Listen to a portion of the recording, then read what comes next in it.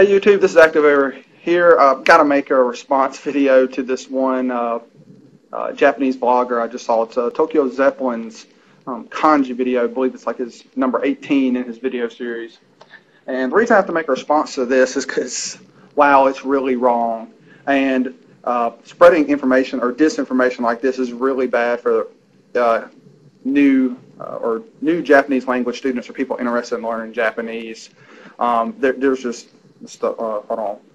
Oh, I'm on an EPC right now, or a triple E, or however, E or PC. Maybe that's what I should call it now.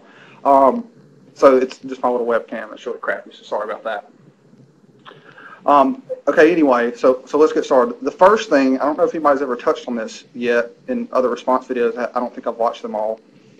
Is that he doesn't even have seem to have an understanding, or you, Tokyo Zeplin, don't seem to have an understanding of how kanji even works, how it's even read, or how Japanese people, native speakers, somebody's actually reached like a decent level of literacy in Japanese reads kanji. So all kanji in a vacuum, so to speak, have all these multiple meanings and multiple pronunciations they can have.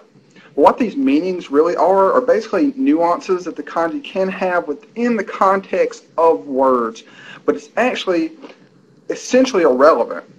And what I mean by that is people, once they know words, they know the words. They no longer read and break down the individual like kanji within the compounds. For example, let's say the kanji compound for Japanese, Nihongo. You have the kanji that can mean sun or day, the kanji that can mean like origin or book, and the kanji for like word or language. So when a Japanese person reads this, they don't say, okay, here's the first kanji. It has these it has these meanings. What readings does it have? Okay, second one, the same thing. The last one. Okay, which one's I'm going to go with? No, they see that entire three kanji set together as a word.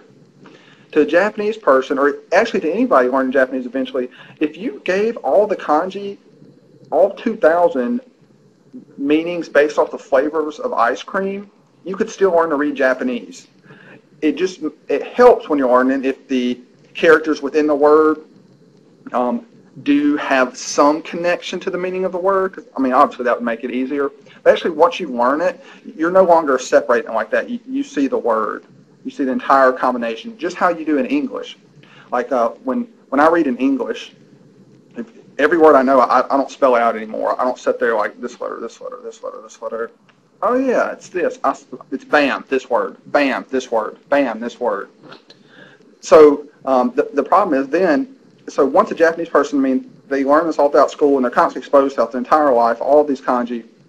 Well, these meanings, these individual meanings, essentially drop away because they're completely meaningless to their ability to read or understand because they know words. Like if you pick out some word and say, hey, what's that? What's the third kanji in there? Give me a meaning for that.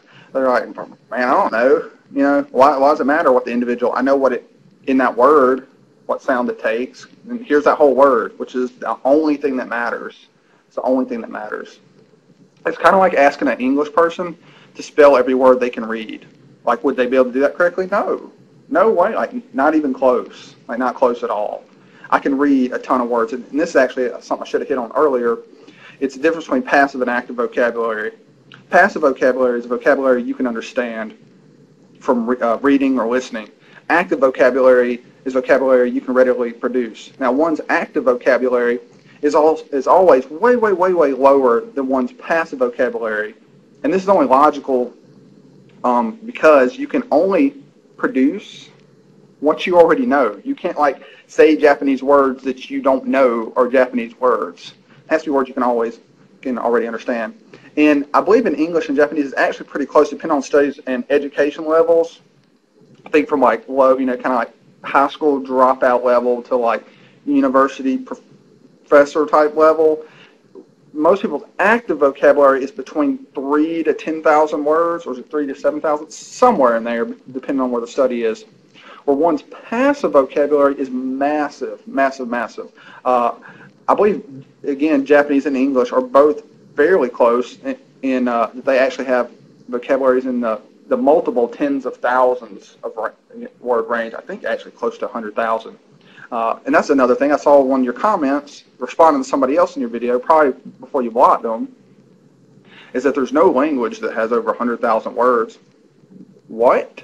Go read up on English. The unabridged dictionary, I was just looking at a really old dictionary in the office the other day, Webster's Unabridged, it's from like the 70s, I think, maybe. And it has 440,000 words, English words. So I don't know where you got that from, so that's completely wrong. Okay, then another thing is, I think Give Me a Flake Man touched on this, is literacy rates in Japan actually prove this to you. One, they have one of the highest literacy rates in the world. It is around 98, 99%. And how they determine this is what they would consider an average literate person to be able to read. They actually do tests. They don't just say, like, hey, can you read? Yeah, I can. They do tests. And these tests compose of what they would consider what you would be required to be literate to read, which in Japan is the Joyo Kanji. Would be the Joyo Kanji. Would be reading every normal day stuff, which has all of these kanji in it. If somebody could only read 500 kanji, let me give you an example of that. JLPT 3 is only like 374. So actually like pretty close, because JLPT 2 is like right around 1,000 kanji. So you're talking about a Japanese person that could only read vocabulary within barely above JLPT 3 level. That would mean you're retarded. You would be retarded. Like, if I give you a JLPT 3 level book, it's like, the man can fish. Can you fish? Yes, I can fish. I want to go to school today. School is fun. Thank you, Mr. Tanaka. That's pretty much the kind of stuff it is, really, to a Japanese person to read it.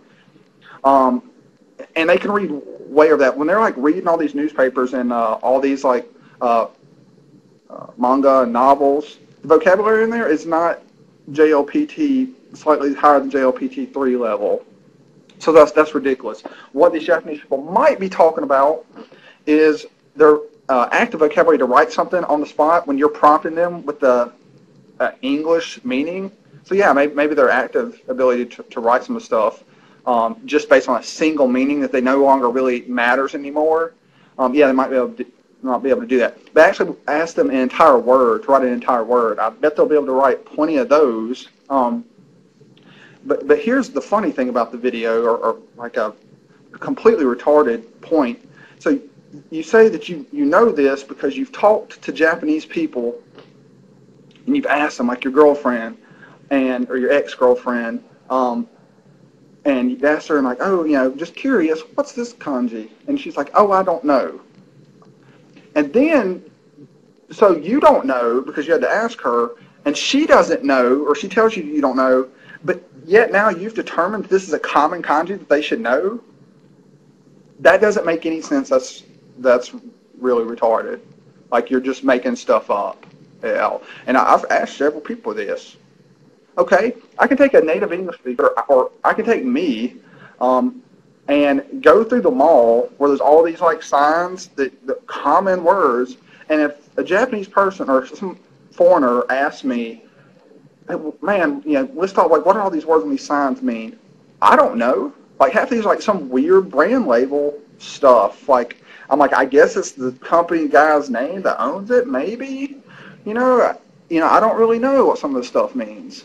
Like, so does that mean, they're on signs in a mall in a very public place? I guess I'm not a fluent English speaker. I don't know what's going on around me, I guess. So basically, what I'm saying is, stop putting out crap like this. You don't understand Japanese at all, and I have to question somebody's ability that lives in Japan that doesn't know this extremely simple facts to even analyze people around them, because obviously you're doing a very terrible job of it. So I don't think you should be making social commentary of Japanese people when you don't understand the foundation of the language and you think they can't read. So yeah, let's go ahead and stop with that. So that's pretty much all I'm going to do on this video, and I hope this doesn't create some crazy attack. That's not what I'm trying to do. I'm trying to help out Japanese language learners. Japanese is cool, it's fun, it's challenging, but don't listen to this guy because he's retarded.